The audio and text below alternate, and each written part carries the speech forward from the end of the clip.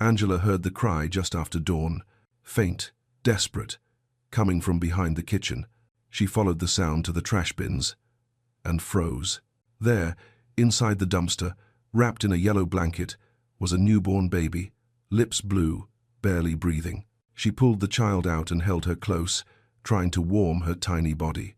And that's when Julian Marshall's car pulled up. He stepped out, saw his housekeeper standing by the dumpster, holding a baby he'd never seen before. And in that moment, everything he thought he knew about her shattered. Julian Marshall had cut his London business trip short to surprise his 8-year-old daughter Emma before her Friday school recital. The September morning was cool and quiet. He pulled into the estate at 6:30 a.m., earlier than anyone expected, and then he saw her.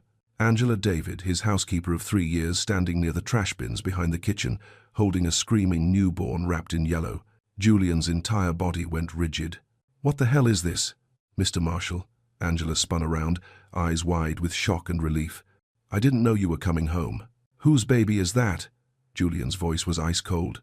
Angela stepped toward him, the baby pressed against her chest. "Sir, please, just let me explain." "Explain?" Julian was already moving closer, his mind racing through impossible scenarios. "Did you give birth? Is this yours? How long has this been going on?" "It's not mine." "Then whose is it?"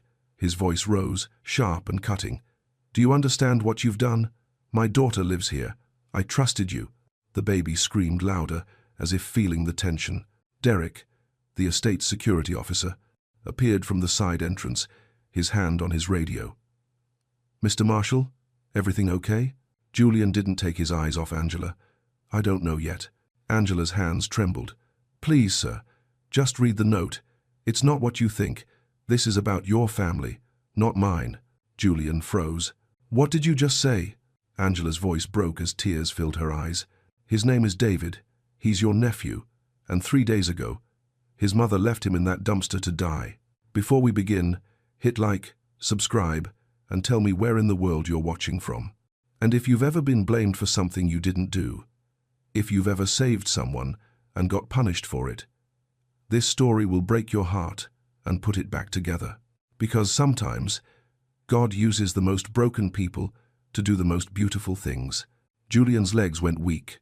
"My nephew?" The words barely came out. "David's been dead for 6 months." Angela pulled a crumpled piece of paper from her pocket. Her hands were shaking. "Madison left this." Julian took it. The handwriting was jagged, desperate. "I can't do this alone. David's gone. The money's gone. I'm gone. Please save him. Don't let them take him. I'm sorry. M. He read it twice before it made sense.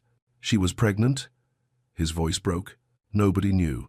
Tears streamed down Angela's face. "She gave birth alone. 3 days ago, she left him in that dumpster to die." Julian stared at the baby. His brother's son. "Where is she now?" "I don't know." Angela's voice cracked. "Her apartment's empty. Her phone's dead. I've been searching everywhere. Hospitals, shelters. Nothing. 3 days. Julian's face went pale. "You've had him for 3 days? You were in London." And the note, she begged me not to let them take him. So I used everything. My rent money, $527. I've been hiding him in my room because I was terrified. "Daddy?" Julian froze.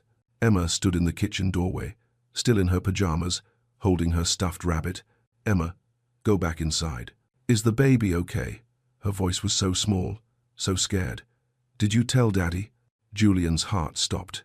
"Emma," he knelt down slowly. "What are you talking about?" She looked at Angela, then back at him. "I've been helping her, Daddy. At night, after you tuck me in, I go to Angela's room and help feed him." The air left Julian's lungs.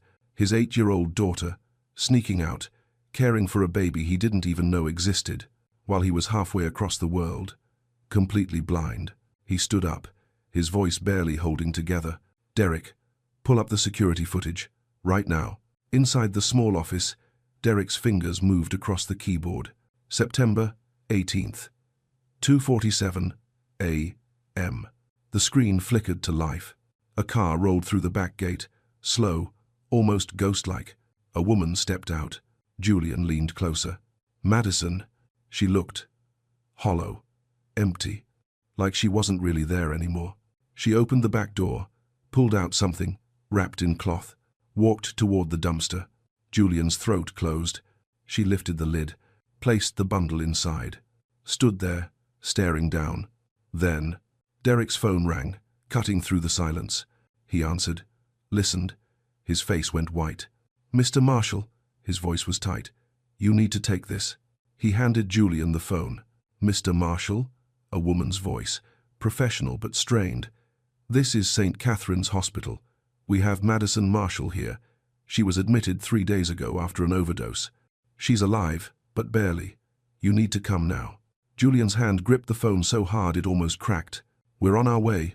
He hung up, looked at Angela, at Emma, at the baby, and realized everything he thought he knew about his life had just been torn apart. But the worst part? He still didn't know the full truth about what Madison had done that night, or why. The car was silent except for the baby's soft breathing. Julian drove. Angela sat in the back with the baby in her arms. Emma squeezed between them, her small hand resting on Angela's knee. Nobody spoke for the first 10 minutes. Julian's knuckles were white on the steering wheel, his mind racing through everything he should have done differently, everything he'd missed. "Mr. Marshall," Angela's voice was barely a whisper, "I need to tell you something." He glanced at her in the rearview mirror.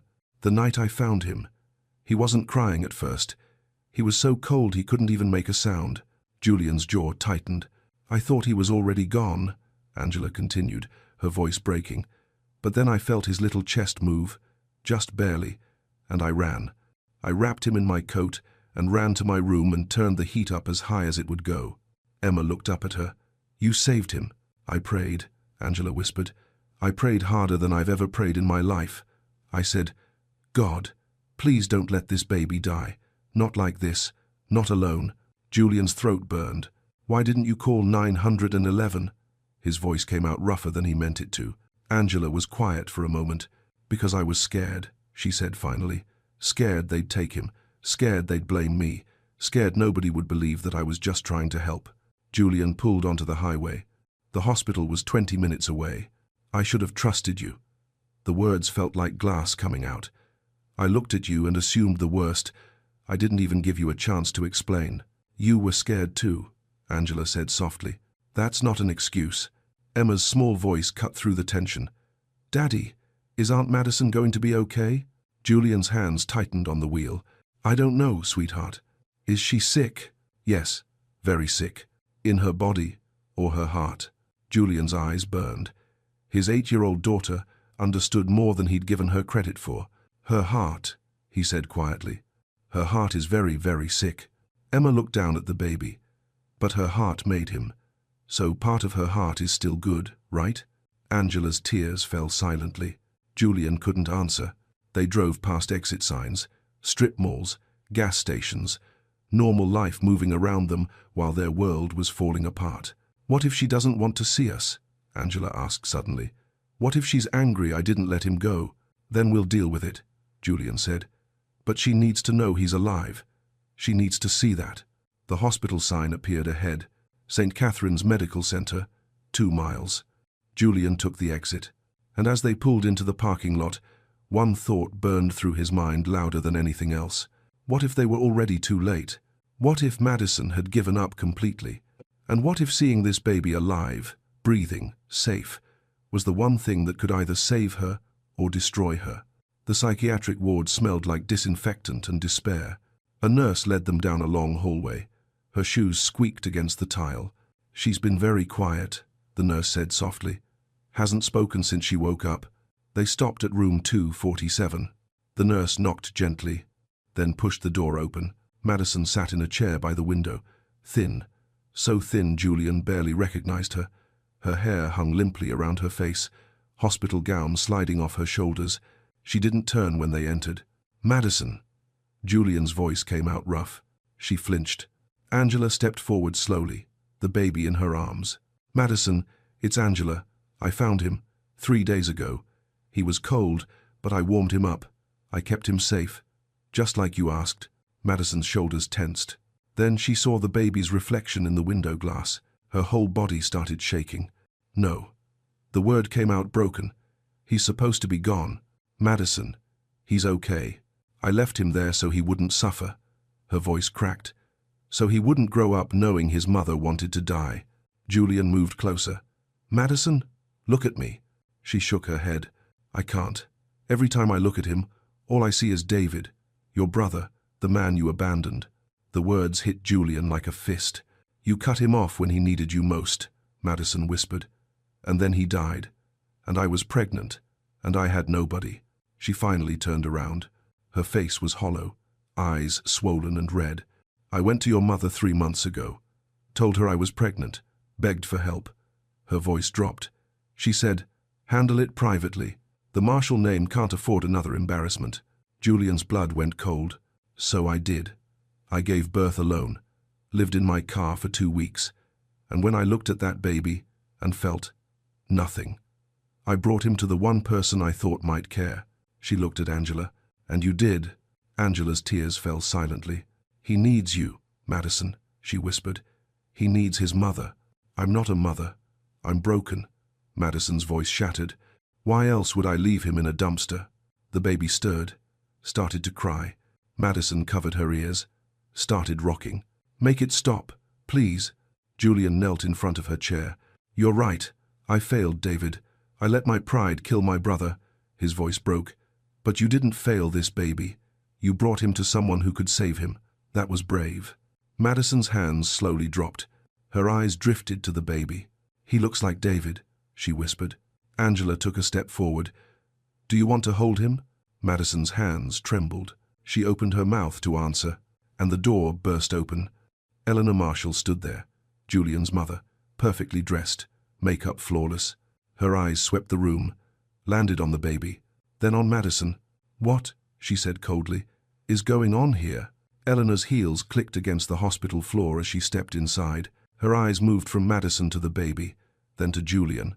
So it's true, she said. Her voice was calm, too calm. David's widow had a child and kept it hidden. Julian stood slowly. Mother, don't. She held up one hand. I received a very disturbing call from the hospital. Imagine my shock when they told me Madison was here, alive, with a baby. Madison shrank back in her chair. You knew, Julian said quietly. 3 months ago, she came to you for help. Eleanor's face didn't change. I offered her practical advice. You turned her away. I suggested she handle the situation privately, as any reasonable person would. Angela's arms tightened around the baby. She was pregnant and grieving. She needed family. Eleanor's gaze shifted to Angela, cold, measuring. And who are you to speak on family matters? She's the one who saved him, Julian said, his voice hard now. When Madison left him to die, Angela used her last dollar to keep him alive. Eleanor's lips pressed into a thin line. Left him where, exactly? In a dumpster, Madison whispered, her voice barely audible. Behind the kitchen. I left my son in a dumpster because I had nowhere else to go. The room went silent. Eleanor stared at her, and for just a moment, just a flicker, something passed across her face, but it disappeared as quickly as it came. Then it's fortunate someone found him, Eleanor said coolly. Now we can arrange proper care, a private adoption, discreet. The child will have a good life, and Madison can receive the help she clearly needs. No. Julian's voice cut through the room like a blade. Eleanor turned to him. Excuse me, he's not being adopted out. He's David's son. He's family. Julian, be reasonable. I'm done being reasonable. His voice rose. I'm done protecting the Marshall name while people suffer. David died because I cared more about image than my own brother. I won't make that mistake again. Eleanor's jaw tightened. You're being emotional. I'm being human. Emma, who'd been silent this whole time, stepped forward. Her small voice filled the space. Grandma, why don't you love us? Eleanor froze. Emma, that's not. You didn't help Aunt Madison when she was sad. You didn't help the baby. You only care about our last name. Emma's eyes filled with tears. But names don't hug you. People do.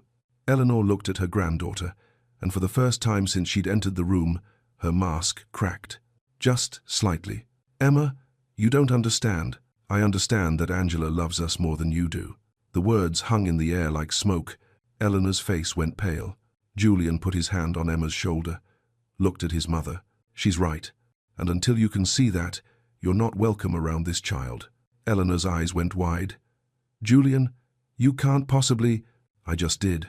For a long moment, Eleanor stood there, silent, her perfect composure finally cracking at the edges. Then she turned on her heel and walked out. The door closed behind her with a soft click. Madison looked up at Julian, her face wet with tears. You just lost your mother because of me. No, Julian said quietly. I just found my family. But as he said the words, his phone buzzed in his pocket. A text from an unknown number. He opened it, and his blood turned to ice. The message was simple, only 4 words. She's not the only one. Julian stared at his phone. She's not the only one. His heart pounded in his chest. What is it? Angela asked. Julian looked up. Madison was watching him from her chair. Emma stood close to Angela, one hand resting on the baby's blanket. I just got a text, he said slowly, from a number I don't recognize. What does it say? He held up the phone so Angela could see. Her face went pale. Madison's eyes widened. Wait, what does that mean? I don't know. Julian's mind raced. Do you know anyone else who knew about the baby? Madison shook her head. Nobody. I didn't tell anyone. That was the whole point. I was too ashamed. Julian looked at the message again. Then, at Madison. Think carefully. The night you left him, did anyone see you? Anyone at all? Madison's face crumpled as she tried to remember. I don't. I was barely there. I drove up, put him down, and left. It was dark. There was no one around. What about before that? At the hospital? When you gave birth? I used my maiden name. Monroe. Madison Monroe. Nobody knew who I really was. Julian's jaw tightened. Then who sent this? The room fell silent. Emma's small voice broke through. Maybe someone was trying to help. Julian looked down at his daughter. What do you mean, sweetheart? Maybe someone saw Aunt Madison and wanted to make sure the baby was okay. So they're telling you now. Angela nodded slowly. She might be right. If someone knew Madison was in trouble, maybe they've been watching, waiting to see if the baby survived. Julian's phone buzzed again. Another text. Check the hospital records. September 15th. Labor and delivery. You'll understand. His hands trembled as he typed back. Who is this? 3 dots appeared, then disappeared. Then one final message came through. Someone who should have spoken up sooner. I'm sorry. Julian looked at Madison. September 15th. That's when you gave birth? She nodded, tears streaming down her face. Did anything happen that day? Anything unusual? Madison's breath caught. There was a nurse. She stayed with me the whole time because I was alone. She kept asking if I had anyone to call. I told her no. I told her I had nobody. Do you remember her name? She didn't wear a name tag. Or maybe she did and I don't remember. I was so tired, so empty. Julian pulled up the number and tried calling it. It rang once, then a recorded message. The number you have dialed is not in service. He looked at Angela. At Madison. At Emma. Someone knows what happened. And they're trying to tell us something. Angela's voice was barely a whisper. What if there's another baby? The words hung in the air like a weight. Madison's face went white. No, that's not possible. I only had one. Not yours, Angela said carefully. But what if someone else left a baby that night? What if someone else was desperate like you were? Julian's mind spun. Madison covered her mouth with her hand. Oh God, she whispered. There was a girl, in the hallway, young, maybe 17. She was crying, alone. The nurse went to her after she finished with me. Julian's blood ran cold. What happened to her? I don't know. I left before morning. I couldn't stay there. Julian looked at the text again. She's not the only one. His phone buzzed one more time. A photo this time. He opened it, and his heart stopped. It was a picture of a hospital bassinet. Empty. With a handwritten note taped to the side. Please forgive me. I can't do this. L. Julian showed the photo to Angela. Her hand flew to her mouth. Madison leaned forward from her chair, squinting at the screen. When she saw it, she went completely still. That's the same hospital, she whispered. That's the same floor I was on. Julian's hands shook. When was this taken? He checked the metadata on the photo. His stomach dropped. September 15th, 11:47 p.m. The same night Madison gave birth. Angela's voice was barely audible. There was another baby. Julian looked at her. And someone took this picture. Someone knew. But why wait 3 days to tell anyone? Madison asked, her voice rising. If there was another baby, why didn't they? She stopped. Her face crumpled. Because no one reported it, she said quietly. Just like no one reported mine. The truth settled over them like ice water. 2 women. 2 babies. Both abandoned on the same night. And no one had said a word. Julian's phone rang. He answered immediately. Mr. Marshall? It was a woman's voice, older, shaking. My name is Diane Porter. I'm a nurse at County General. I sent you those messages. Julian's pulse quickened. Where's the baby? The one in the photo? Silence on the other end. Miss Porter, where is the baby? I don't know. Her voice broke. The girl, she was 17. She gave birth alone. No family. No ID. She left the baby in the bassinet and disappeared before morning rounds. And you didn't report it? I tried. Diane's voice cracked. I told my supervisor. She said the girl probably came back for the baby during shift change, that it happens sometimes. She told me not to make a fuss, not to create paperwork for nothing. Julian's jaw clenched. So you just let it go? No. Diane was crying now. I checked the security footage myself. I saw the girl leave, alone, empty-handed. I saw someone else come in 20 minutes later. A man. He took the baby and walked out like it was nothing. Angela grabbed Julian's arm. Did you see his face? No. He wore a hood. But I have the footage. I saved it before they could delete it. They tried to delete it? Julian's voice went cold. The hospital doesn't want this getting out. 2 abandoned babies in one night? Do you know what that would do to their reputation? Madison stood up slowly, her legs shaking. So they covered it up. I'm so sorry, Diane whispered. I should have done more. I should have called the police. But I was scared of losing my job. And then I saw the news about your nephew, about your housekeeper saving him. And I realized that you could have saved the other one too, Julian finished. Diane sobbed on the other end. Julian closed his eyes. Send me the footage. Everything you have. Right now. Okay. But Mr. Marshall, there's something else you need to know. What? The girl, before she left, she wrote something on the whiteboard in her room. Just 2 words. Julian's heart pounded. What did she write? Diane's voice dropped to barely a whisper. Help me. The line went dead. Julian looked at Angela, at Madison, at Emma, standing there with her small hand on the baby's blanket, and he realized something that made his blood run cold. Someone had taken that second baby, on purpose, and if they didn't find him soon, they might never find him at all. His phone buzzed. The footage came through. Julian opened it with shaking hands, and what he saw made everything worse. Because the man in the hood? He wasn't a stranger. Julian had seen him before. Julian hit play on the video. The footage was grainy, black and white, time-stamped September 15th, 11:52 p.m. A figure entered the hospital room, hood pulled low, moving quickly but not running. He walked straight to the bassinet, looked down, then lifted the baby out with both hands, cradled it against his chest, and walked out. The whole thing took 43 seconds. Julian rewound it, paused on the moment the man's face turned slightly toward the camera, just for a split second, but it was enough. Angela leaned closer. Do you know him? Julian's mouth went dry. That's Paul. Who's Paul? My driver. Julian's voice came out hollow. He's worked for me for 8 years. The room went silent. Madison's hands gripped the arms of her chair. Your driver took a baby from the hospital? I don't understand. Julian's mind raced. Why would he? And then it hit him. Paul's daughter. 3 months ago, Paul had asked for time off. Said his daughter was going through something. Family emergency. Julian had approved it without asking questions, because he never asked questions. He just signed papers and moved on. His daughter, Julian whispered. She's 17. She got pregnant last year. He was devastated, said she was too young, that her life would be ruined. Angela's face went pale. You think she's the girl who gave birth that night?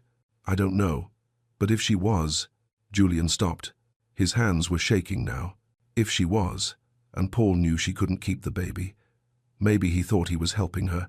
Maybe he took the baby to give it to someone. Or maybe he left it somewhere, Madison said quietly. Just like I did. The words hung heavy in the air. Julian looked at the baby in Angela's arms. This tiny nephew, who'd almost died because the people who were supposed to love him had failed. And now there was another one, another child, another desperate mother, another man making a terrible choice. "We have to find him," Julian said. His voice was steady now, resolved. "We have to find Paul, and we have to find that baby." Emma tugged on his sleeve. "Daddy, what if the baby's already gone?"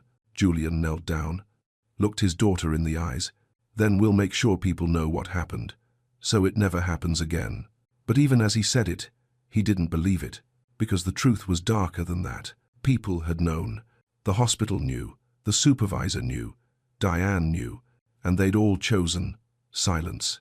Just like he'd chosen silence when David needed him. Just like Eleanor had chosen silence when Madison begged for help. Angela's voice broke through his thoughts. "Julian, what if Paul's daughter is still out there? What if she's like Madison, alone, scared, thinking she has no one?" Julian stood slowly. "Then we find her too." He pulled out his phone, dialed Paul's number. It rang, and rang, and rang. Then, voicemail. "Paul, it's Julian. I need you to call me back immediately. It's urgent." He hung up, looked at the others. "We're going to his house, right now." Madison stood up, her legs still shaky. "I'm coming with you." "Madison, you need to rest." "No." Her voice was firm, stronger than it had been all day. "That girl, whoever she is, she's me. And if there's any chance I can help her, I have to try." Julian looked at her, really looked at her, and saw something he hadn't seen before. Strength. Angela nodded. "We all go." They walked out of the hospital together, and as they reached the parking lot, Julian's phone buzzed one more time. A text from Paul's phone, but the words weren't Paul's. "Please don't come looking for us. It's already too late." Julian's car tore through the streets. Paul lived 20 minutes outside the city, a small house on a quiet street. White fence, normal, forgettable. Nobody spoke during the drive. When they pulled up, the house was dark. Julian killed the engine. "Stay here," he said. "No." Angela was already unbuckling. "We go together." They walked to the front door. Julian knocked. Nothing. He knocked again, harder this time. Still, nothing. "Paul," Julian's voice echoed down the empty street.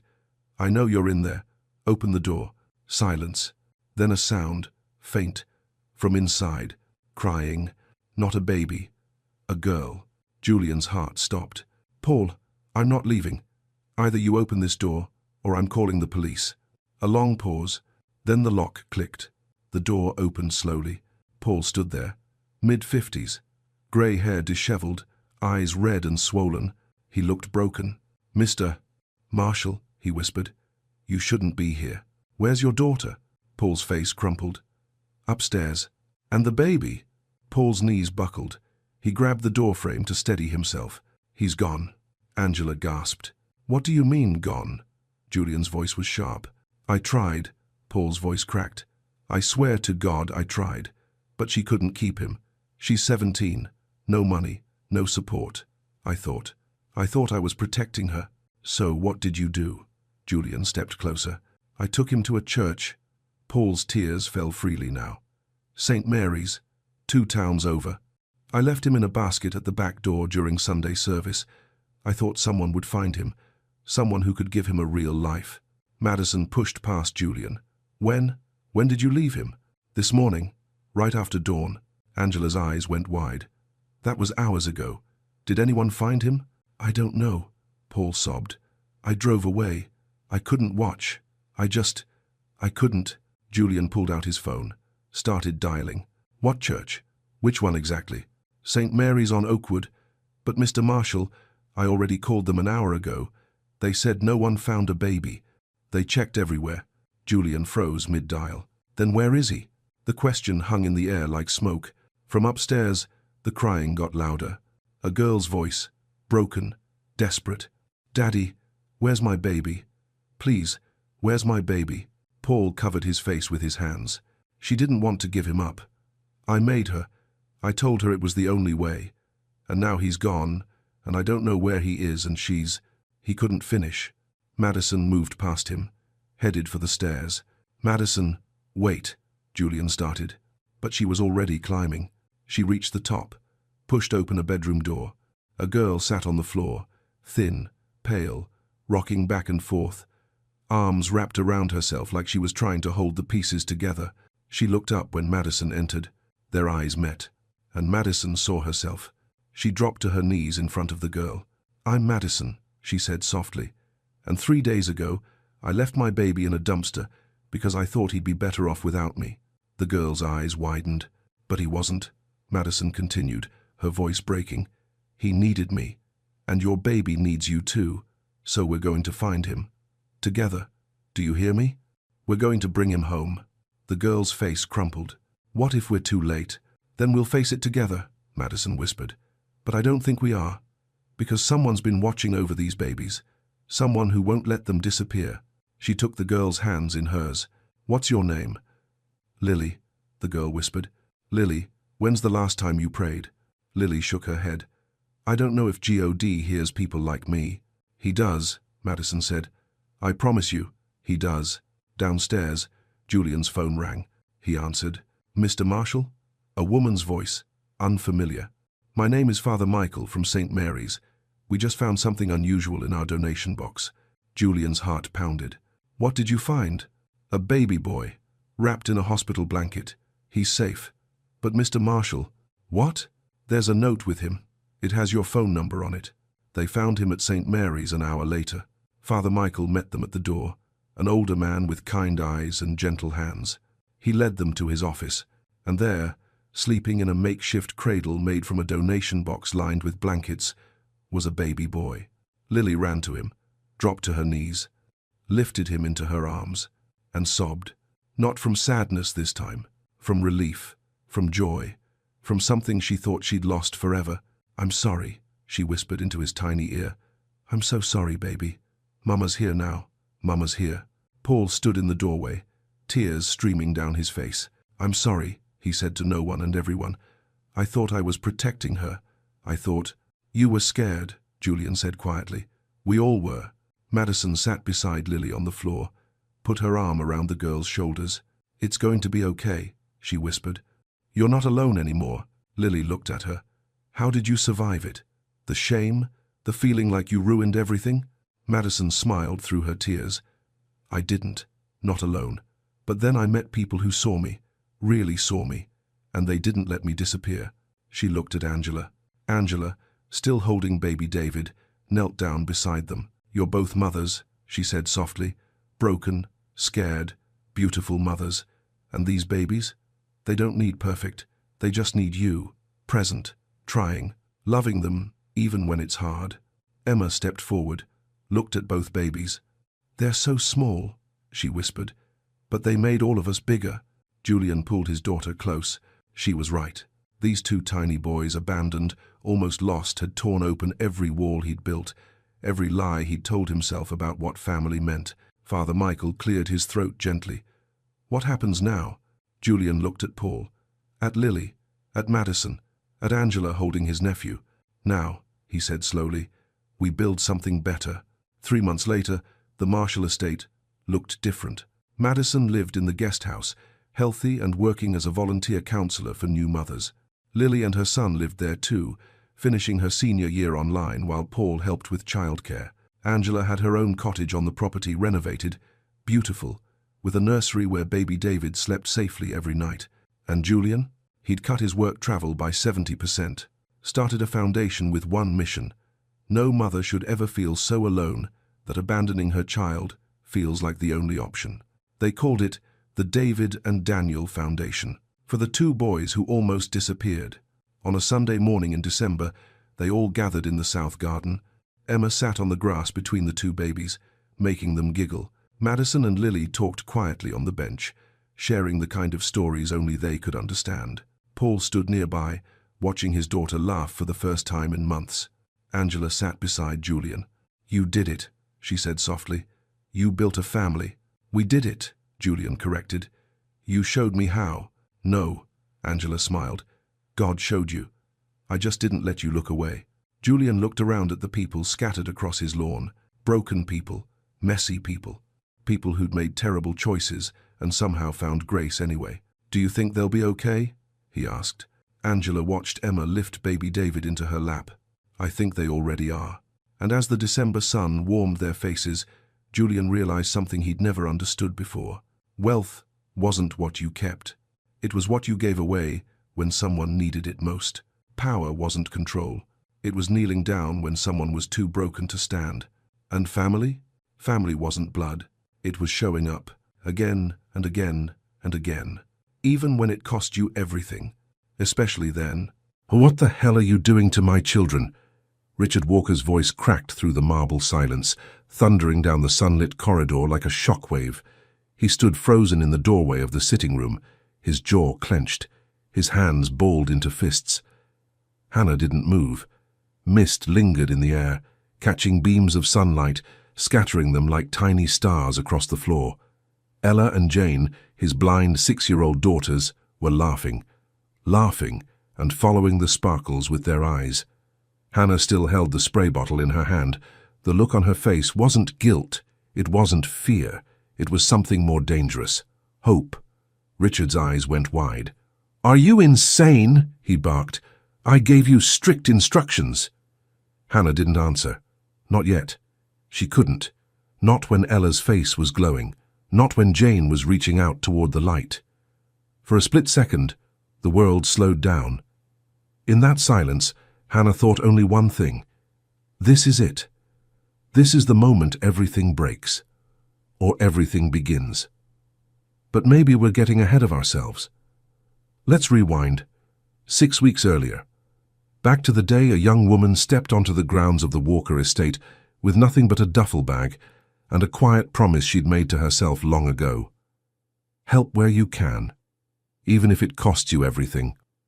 The mansion stood like a monument to grief, towering, beautiful, cold, gilded mirrors that never reflected joy, velvet curtains that blocked more than sunlight, hallways that swallowed every sound. It was a house built on billions and broken hearts. Richard Walker, the tech mogul whose empire had changed the digital world, hadn't smiled in years. Not since the crash, not since the twins lost their mother and their sight. He buried himself in code, in contracts, in control. Dozens of nannies had come and gone, some left after a week, others were escorted out in tears. And the girls? Sweet, silent Ella, thoughtful, dreamy Jane. They lived in shadows, not just because they were blind, but because no one dared bring them light. That's when Hannah arrived. 29, a quiet presence. Scrubs instead of silk, a gentle voice, a steady hand. The staff didn't ask questions. The housekeeper, Rosa, only offered a warning. "Keep your head down. He doesn't like surprises." And Hannah nodded, smiled politely, but said nothing. Because Hannah had learned something long ago, something she never told anyone at the agency, that beneath every silent child was a voice waiting to be heard. And behind every locked door was a chance waiting to be taken. She wasn't just a nanny, she used to be something else entirely, and she hadn't come here to babysit, she'd come here to begin again. But before we begin, click subscribe, like this video, and tell us where in the world you're watching from. I hope this video makes you believe nothing is impossible, if only you believe. For a long time after he shouted, no one moved. Not Hannah, not the girls, not even Richard. The mist still lingered in the air, sparkling in the light. Ella giggled. Jane reached forward, fingertips outstretched, eyes wide. And Richard, the billionaire who ran entire continents from behind a desk, stood frozen, watching his blind daughters follow the light. Hannah didn't speak. Her chest rose and fell slowly. One hand still held the spray bottle, the other curled gently around Something in Jane's the air back. shifted, fragile, electric, irreversibly changed, and in that suspended moment, a story was already unraveling. Let's go back. 6 weeks earlier, before the sparkles, before the laughter, before the unspoken rules were broken, back to the day a woman with a quiet smile and a duffel bag crossed the iron gates of the Walker estate and stepped into a house that didn't remember how to feel. The mansion was silent, not peaceful, not calm, Just silent. Walls too clean, mirrors too polished. The kind of place where footsteps echo even when you try not to exist. The staff moved like clockwork. Everything choreographed. Breakfast at 8, tutors at 9, nap at 1. No deviations, no surprises. Rosa, the housekeeper, barely looked up from the linens when Hannah arrived. She handed her a clipboard and murmured without emotion, "Just follow the schedule. Don't try to fix anything here." Hannah nodded. She understood what that meant. This wasn't a home. It was a museum of what used to be. Upstairs the girls were waiting. Ella and Jane, 6 years old, tiny, delicate, identical in every way, except in spirit. They sat across from each other in a massive playroom filled with untouched toys, their heads tilted slightly toward the window, but not quite facing the light. There was no laughter, no eye contact, no curiosity, only stillness. They'd been blind since the accident, the one that took their mother. And since that day, Richard Walker had thrown himself into silence. Grief turned into routine. Routine turned into distance, and distance turned into control. Nannies came and went. Some left in tears. Others weren't even noticed. Hannah didn't come to make noise. She knew how to listen. And from the moment she stepped into the girls' room, she heard everything no one else seemed to hear. The way Ella's fingers lingered on textured fabrics, the way Jane tilted her head when the kettle whistled in the kitchen downstairs, the way both girls seemed to lean toward the warmth of morning sun, even if they couldn't see it. Tiny things, quiet things. But to Hannah they were loud, because once upon a time she had studied these moments, before the scandal, before the suspension, before her name was whispered behind closed doors and her research reduced to nothing. She was a therapist once, a gifted one, until one false accusation left her license in ashes and her belief in herself even more broken. Now she wore scrubs instead of lab coats, smiled quietly instead of presenting papers, and answered to parents who never asked who she used to be. But on her third night at the Walker estate, she couldn't sleep. Ella had laughed that day, just once, at the sound of a wooden spoon tapping a pan. It was small, a flicker, gone in a second. But for Hannah it lit something she hadn't felt in years, not ambition, not defiance, purpose. The next morning, she folded a scarf with a lavender scent and let the twins hold it during story time, just to see. They didn't speak, but they didn't let go either. She wrote it down in a notebook she never showed anyone. Not because she was planning anything, but because she wasn't ready to stop being who she was, and for the first time in years something inside her whispered, "You can still help, even if no one knows what you're doing." In the Walker mansion, silence wasn't just a sound. It was a rule, a rhythm, a way of life. No raised voices, no sudden laughter, no music that hadn't been approved and preloaded by staff. Everything was muted, as if the house itself was still grieving. Even the clocks ticked quietly. Hannah's first few days passed like pages turning in a book she hadn't chosen to read. Breakfast trays were delivered on time, lessons conducted through whispered instructions. The girls were dressed, fed, bathed, not touched too much, not spoken to unless necessary.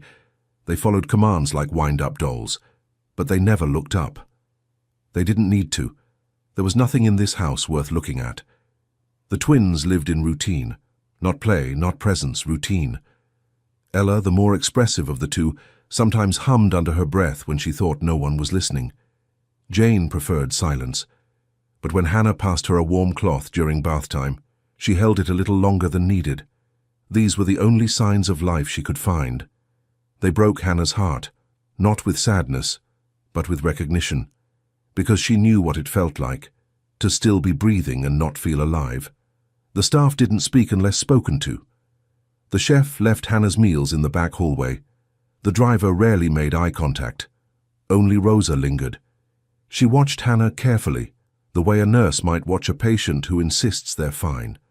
One afternoon, as they folded sheets in the laundry room, Rosa said, without looking up, "You're not the first one to try." Hannah paused, a clean pillowcase in her hands.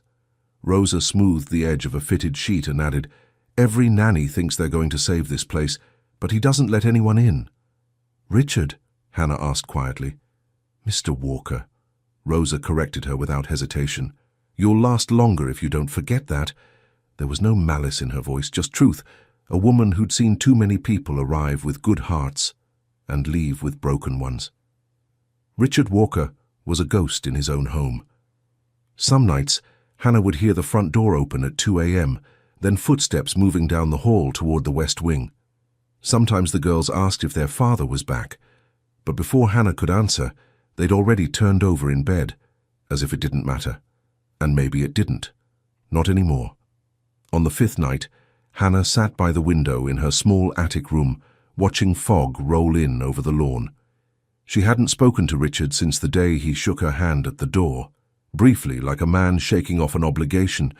He hadn't asked about her credentials, didn't want to know where she came from, only said, "They're fragile. Don't push them." That was it. No warmth, no hope. Just an unspoken warning. Don't try to fix what's already broken. But Hannah wasn't here to fix anything. Not anymore. She was just trying to remember who she used to be. Back in Chicago, there was a time her name had weight. She'd walked through children's hospitals and been greeted with nods of respect, smiles of relief. Her research had been featured at conferences. Her case studies praised.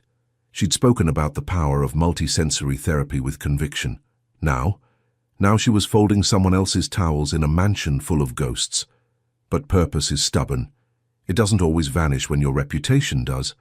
Sometimes it hides in the quiet and waits. The following morning, as Hannah brushed Jane's hair, a tiny thread of a smile pulled at the corner of the girl's lips. It was there for only a second. But that second was everything. Later that day, she walked past the playroom and paused. Ella was sitting alone with a small stuffed bear. Her fingers moved slowly over the fur, then up toward the bow on its neck. She wasn't playing, not quite, but she was feeling, exploring. That night, Hannah opened a drawer beside her bed and pulled out an old, worn leather journal. She hadn't touched it since the day everything fell apart, the day she swore she'd never practice again. But tonight she flipped to a blank page and wrote 5 words. Ella turned towards sound today. It wasn't a breakthrough. Not yet. But it was something. Something small. Something real. Something alive. It started with a hum. Hannah was slicing apples in the kitchen, the ones Ella liked peeled, the way Rosa showed her, and without thinking, she hummed a tune her mother used to sing while cooking. Nothing loud, just a soft, gentle melody floating through the still air. She didn't expect anyone to hear, but from the corner of the breakfast nook, Jane shifted, not just turned her head, tilted it, toward the sound, just a fraction of a second. But enough. Later that morning, during playtime, Hannah tried something else. A storybook, not read aloud but placed in front of the girls with a faint trace of lavender oil dabbed along the edge.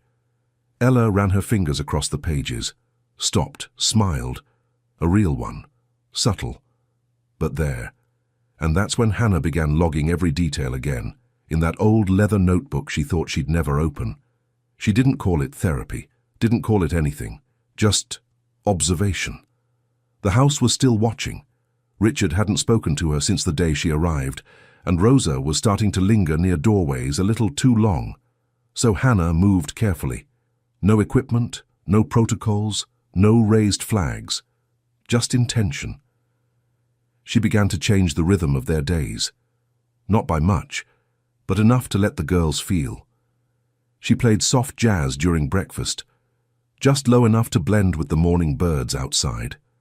She swapped synthetic bath soaps with organic ones, chamomile, vanilla, orange blossom. Each night, she used a warm, textured cloth to wipe their hands before bed, letting their skin memorize softness. The girls didn't talk about it, but they responded. Ella began reaching out first. Jane's posture straightened when Hannah entered the room. They started waiting for her, smiling when she arrived. It was during one of these small, silent victories that Hannah stopped outside the window of the music room and exhaled. She pressed a palm to the cold glass and whispered, "They're waking up." Then, a thought. A memory. A hallway in a hospital long ago, where she once taught a blind toddler to follow the vibration of a cello across a room. Back then, she had charts, staff, funding. But this time, all she had was instinct, and two little girls who didn't know they were healing. Have you ever had someone believe in your quietest potential, not when you were shining, but when you were still unsure? If someone once saw a light in you, when you couldn't see it yourself, tell us who they were in the comments. These people are rare, and they change everything. Back inside, Hannah pulled out a small toy from her personal bag, something she'd almost left behind when she packed for the job. A light wand, nothing fancy, just a slender tube that blinked in soft, shifting colors. She waited until nap time ended, until the room was dim, quiet, safe. Then she sat on the rug between the girls and whispered, "We're going to play a game." She didn't expect much. But when she flicked the wand on, Jane's fingers twitched. Ella turned her head, and for a second, just 1 second, her eyes fluttered. Not wide, not open, but searching. That night, Hannah couldn't sleep. She sat by the window, knees pulled to her chest, the notebook open on her lap. One word circled again and again. Reflex? She underlined it, then crossed it out. It wasn't a reflex. It was a response. The next morning, Rosa pulled her aside in the hallway, voice low, eyes sharp. "He has cameras in every room." Hannah blinked. "What?" "Mr. Walker, there are security feeds in the sitting room, bedrooms, even the playroom. He sees everything." Rosa stepped closer. "You're not like the others. You've lasted longer. Don't ruin it now." She walked away before Hannah could reply. But Hannah wasn't trying to last. She was trying to give those girls a shot. Every night the girls made progress, and every night Hannah felt the pull of a truth she had kept buried for years. She wasn't just a nanny, not really. She had once been something else, someone else. Before the scandal, before the silence, her name meant something. Dr. Hannah Elise Ford, pediatric sensory therapist. Respected, admired. She had lectured on neuroplasticity at Johns Hopkins.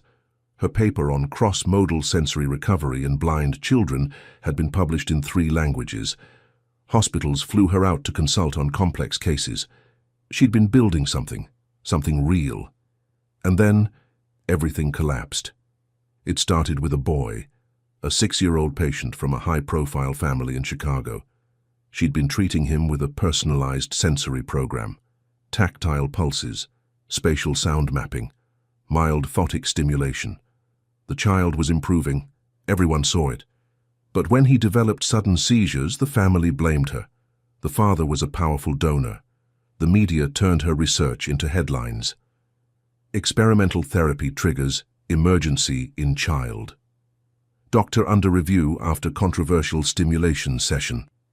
It didn't matter that the seizures were later traced to an undiagnosed condition. By then, the hospital had already distanced itself. The board revoked her access. Her license was suspended, pending review. The clinic she'd just opened shuttered in 3 weeks. Funding pulled, staff resigned, her name, her work, gone overnight. She remembered packing her office at 2 a.m. No press, no defense, just one cardboard box and hands that wouldn't stop shaking. She stopped answering calls. She stopped trying to explain. She disappeared. Her mother had begged her not to give up. "You're more than your title," she said. "Children still need you, even if the system doesn't. But when everything you built is stripped away, it takes a long time to believe you still have anything left to offer." And yet, here she was, in a mansion in Connecticut, holding a mist bottle in one hand and a little girl's progress in the other. Each day her instincts came back, not clinical ones, human ones. She remembered how to listen for breath changes, how to time music to touch, how to feel a child's world without needing to see it. But with every breakthrough came fear. Fear that Richard would find out, fear that she was risking more than just her job, fear that she would ruin everything, again. One evening, just after sunset, she sat on the window seat in the girls' room, watching Ella trace her fingers across a woven cushion. She whispered, "Do you know what this means?" Ella smiled, almost as if she did. Behind her, the door creaked. Rosa stood in the doorway. She'd seen the light wand earlier that week, and now she stood with folded arms and tired eyes. "Do you know what you're risking?" she asked. Hannah looked down at her hands. She wanted to lie, to say it was nothing, just toys, just play, but she couldn't, not anymore. "Yes," she said softly. Rosa also didn't answer right away. She looked at the twins, now giggling quietly as they tried to catch the edge of a fabric Hannah had scented with orange peel. Then she turned back to Hannah. Her voice was low, worn, but not unkind. "You'd better be right." That night Hannah stood alone in the hallway, hand on the doorknob of her attic room. She looked down the corridor, toward the west wing where Richard slept. Somewhere behind that door was a man still grieving, still angry, still convinced that protecting his daughters meant keeping them untouched. But he hadn't seen what Hannah had seen. He hadn't heard Jane whisper, "It smells like the sun," or watched Ella reach toward the mist and laugh like she was catching stars. Hannah turned the doorknob and stepped inside. She sat down at her small desk, opened her notebook and wrote, "I am not here to be safe. I'm here to give them light." The mansion had never been loud. Even before the accident, it had been more gallery than home. Everything in its place, every sound, measured. Even joy, if it ever lived here, had tiptoed. But that week, something changed. It didn't start with music or footsteps or words. It started with laughter. It was Ella first, a soft, startled giggle that slipped out when a breeze brushed past her cheek and carried the scent of tangerine. Hannah had mixed the oil into the lotion that morning. Nothing special, just something warm, something alive. Ella's head turned toward the air. She smiled, then laughed, as if the scent had tickled something inside her, something that had been asleep. Jane followed, not with noise but with movement. She began tracing the edge of her bedsheet in slow, looping spirals, as if following a trail only she could feel. When Hannah whispered, "What does it feel like?" Jane whispered back, "Like clouds, but warm." And that's when Hannah knew. It was time. Time to try what she'd been afraid to. Not recklessly, not without care, but fully, with hope. That morning, she prepared the room differently. She pulled the curtains open just enough to let a single beam of sunlight spill through. Soft music played in the corner, cello, low and rich. On the rug sat a basket of everyday objects, velvet ribbon, a sponge, a wooden spoon, a cold stone, textures, temperatures, tones. And one more thing, tucked quietly in her pocket. A mist bottle. She began gently, letting the girls explore each item with their hands, describing what they were feeling, mirroring their reactions with soft laughter of her own.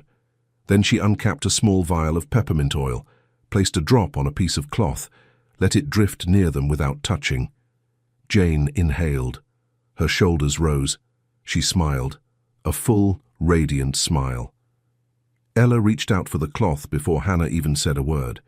Then came the light. Hannah waited until they were settled, still, trusting. Then stood near the window, where the sun streamed in. She held the mist bottle in her hand. "Ready for something special?" she asked. The girls nodded. She gave one soft spray into the sunlight. And suddenly, the air glittered. Tiny droplets caught in the beam, turning gold and silver and weightless. Ella gasped. Jane's mouth opened. Their heads turned, together, toward the sparkles. Then, laughter, loud, free, real. They reached up, trying to touch the floating specks, chasing the shimmer with their fingers, not seeing, not exactly, but responding, to light, to motion, to magic. Hannah could hardly breathe. She dropped to her knees beside them, not to teach, but to join. They laughed together, like they were creating something sacred and new, something that had no name yet, just sound and joy and presence. Down the hall, Rosa paused mid-step. The sound She turned made her back, eyes walked into soften. the kitchen and said quietly to the cook, "They're laughing in there." He looked up. "The girls?" Rosa nodded. and neither of them said anything more. But something in the house shifted. That night, as Hannah tucked them in, Jane whispered, "The sparkles were dancing." Hannah kissed her forehead. "Yes, baby, they were." Then Ella asked, "Can we do it again tomorrow?" Hannah smiled, brushing a curl from her cheek. Every day. She stood at the doorway and watched them settle, and just before she turned off the lamp, Jane whispered something she hadn't said to anyone in over a year. "Good night." Hannah closed the door with shaking hands. She didn't cry. Not yet. She walked down the hall, past the cameras, past the rules, past the memory of everything she'd lost. Back to her room. She opened her notebook, wrote one word. Laughter. And under it, in smaller letters, "We're getting closer." Somewhere along the line, it stopped feeling like work. It wasn't caregiving, wasn't therapy. It was something quieter. Sacred almost. The kind of thing you didn't talk about, because saying it out loud might scare it away. By the second week, Hannah had a rhythm, not just in routine, but in her hands, her voice, the room. Every sense was a tool now. Soft music in the background, textures laid out with intention. Sunlight streaming through the window like a spotlight made just for them. The girls responded faster, reached out sooner, smiled wider. And one morning Jane whispered, "I saw sparkles again." That night, Hannah sat by the window with her journal open, tracing old diagrams she hadn't looked at in years. Her fingers hovered over one, a therapy protocol she'd designed long ago, back when her name still meant something. It was never approved. Too new, too ambitious. But it was hers. A multi-sensory stimulation model combining warmth, mist, sound, and refracted light to trigger dormant neural pathways. It had only ever lived in theory. Until now. Until this house, these girls, this chance. She didn't sleep that night. Instead, she sketched, planned, timed her breath. Because tomorrow, she would try it. All of it.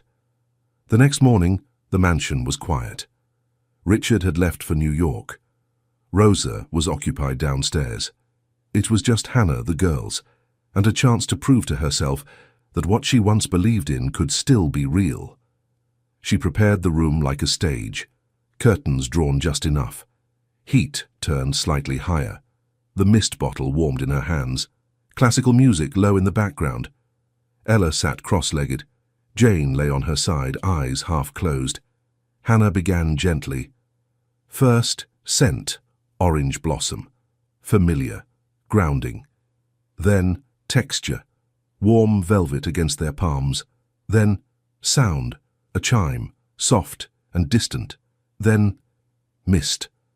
A light spray into the beam of morning sunlight. Tiny droplets shimmered through the air. Ella gasped. Jane sat upright. Their eyes followed the trail, not just turned, but tracked. Ella laughed. Jane clapped. Then Jane reached forward and said, "There, right there, it's shiny." Hannah's heart caught in her throat. "What do you see, baby?" Jane smiled. The sparkles dancing again. She almost cried, but she didn't. Not yet. She reached for her notebook with shaking hands. She'd barely written 2 words when it happened. Footsteps, fast, heavy, angry.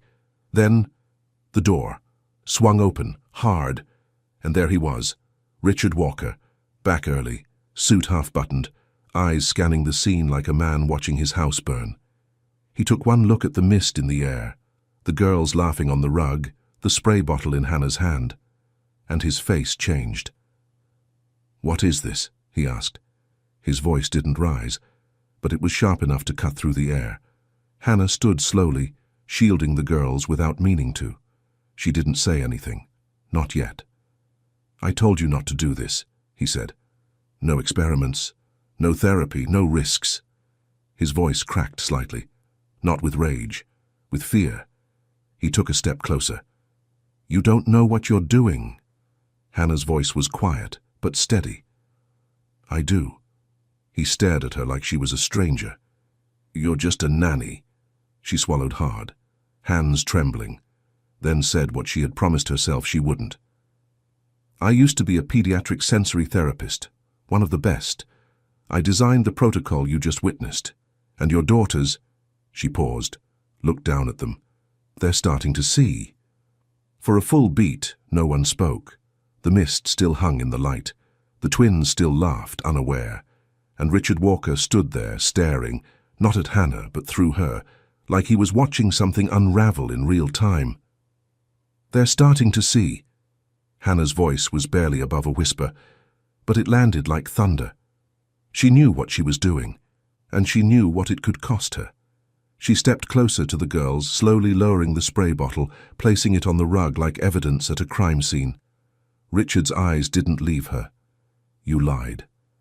"No," she said softly. "I didn't tell you everything. There's a difference." He let out a bitter breath.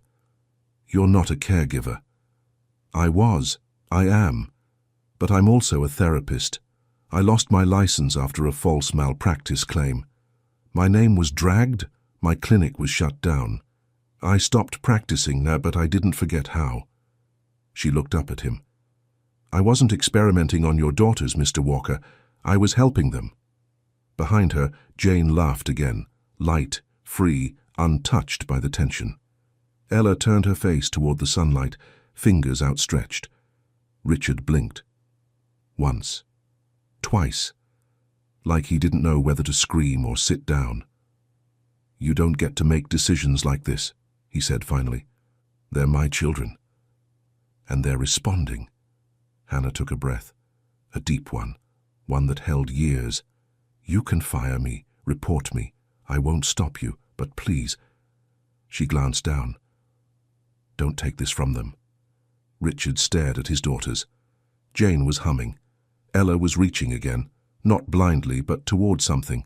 Light, sound, warmth, something real. His jaw clenched, his eyes dropped to the floor. The weight of grief wrapped around him like it always had. But this time it didn't protect him.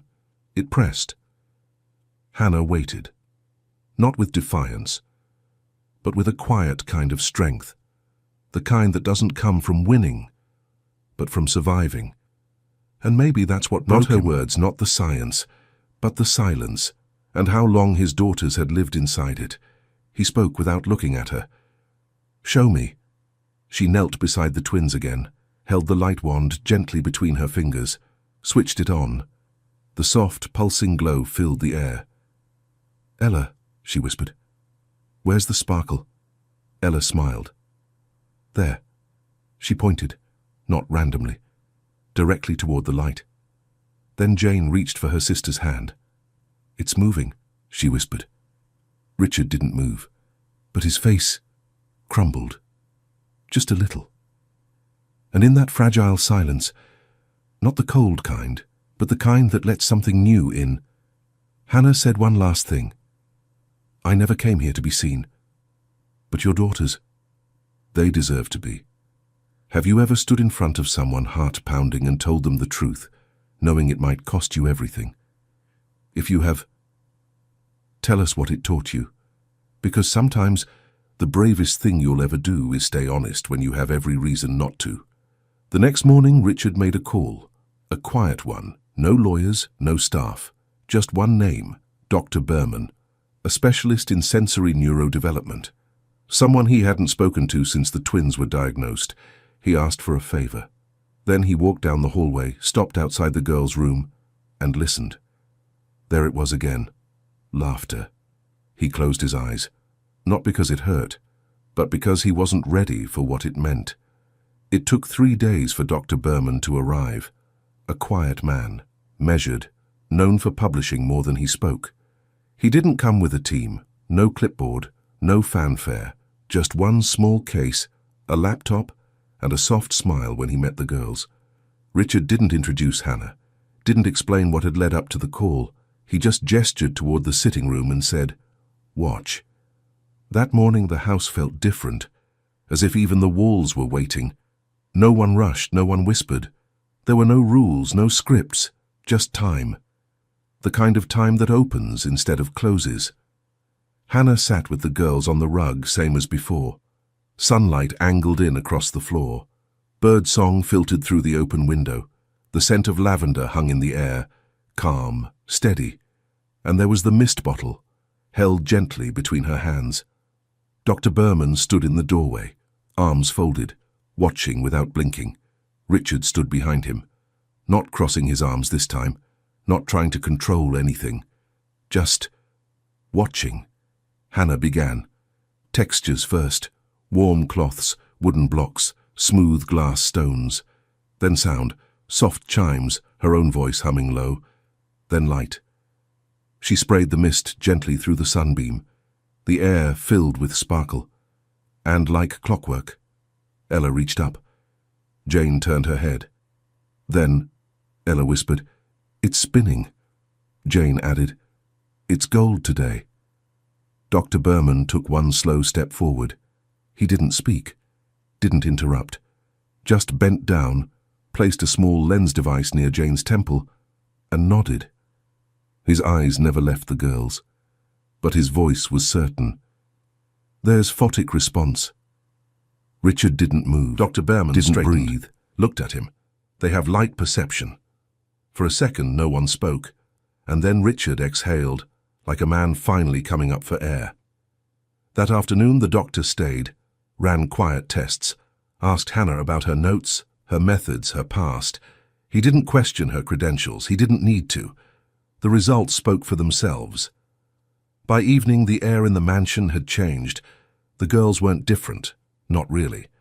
But somehow, they felt more visible, as if the house had finally started looking back at them. Richard sat at the end of the hallway outside their room, not checking emails, not on a call, just sitting, listening. Inside, Ella was telling Jane about the color of a dream she'd had. Jane was humming something soft, and Hannah wasn't correcting, wasn't leading, just being. Rosa brought Richard tea, set it beside him without a word, then paused. "You've never sat here before." He didn't answer right away, then said, "I've never had a reason to." That night, Richard knocked gently on Hannah's door. She opened it, surprised, cautious. He didn't step inside, didn't raise his voice. He just asked, "How did you know?" Hannah didn't give a speech, didn't explain the research or the theory. She just looked at him and said, "Because I never stopped believing they could. And sometimes, that's all it takes. One person to keep seeing light, even when the world only sees darkness. And sometimes miracles need witnesses, not to validate them, but to carry them forward." The next morning, for the first time in years, Richard didn't leave for the city. He stayed. He ate breakfast with the girls. He watched Jane trace sunlight patterns on the tablecloth with her fingertip. Watched Ella rest her head on Hannah's shoulder without being asked. And when Hannah got up to clean the dishes, he looked at her and said, "You're not just a nanny." And for the first time since she arrived, Hannah smiled, not out of politeness, but because she finally believed him. It was a Sunday morning, the kind that feels like it remembers something. The light came in gold, not soft, not harsh, just warm, honest. The house was quiet, but not in the old way, not hollow, not heavy, just still. Waiting. Hannah rose before dawn. No alarm, no schedule. She just knew. She dressed simply.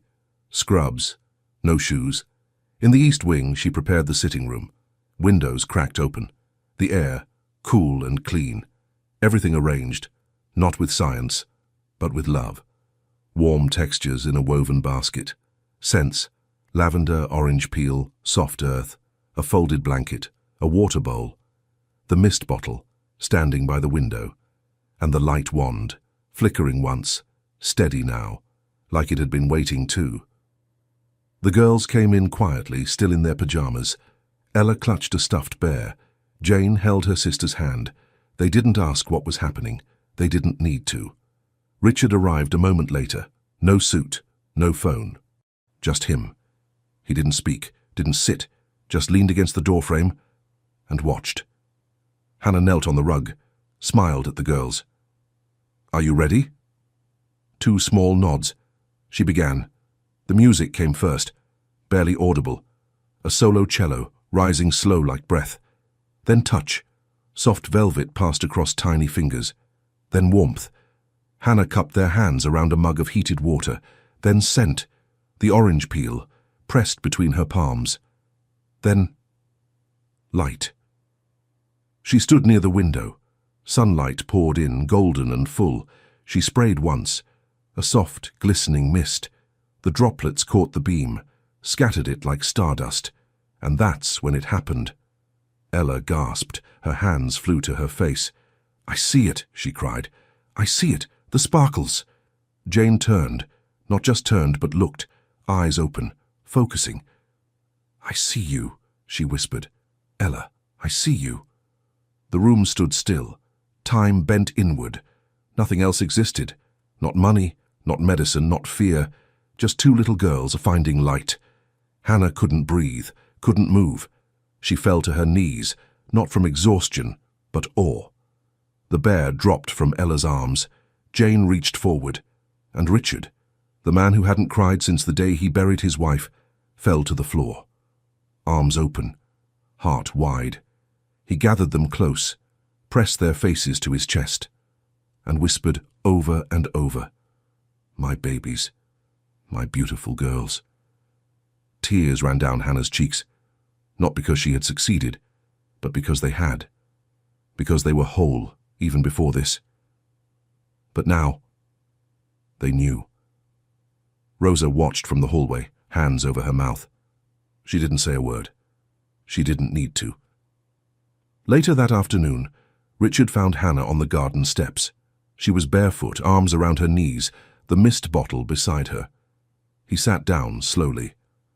"I used to think protecting them meant keeping the world out," he said, "but you brought it back to them." He reached into his pocket. A letter, official, her name on it. "I had it reviewed, quietly, by someone who owed me a favor." She unfolded the letter with trembling hands.